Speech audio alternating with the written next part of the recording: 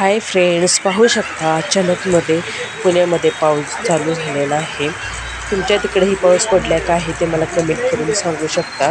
तुम्ही कुठून माझे व्हिडिओ बघत आहात ते सुद्धा मला कमेंट करून सांगा। पाहू शकता की ते पाऊस आहे, खूप अचानकच पाऊस आला, काही कळलंच नाही। थंडीमध्ये पाऊस आणखीन ते सुद्धा।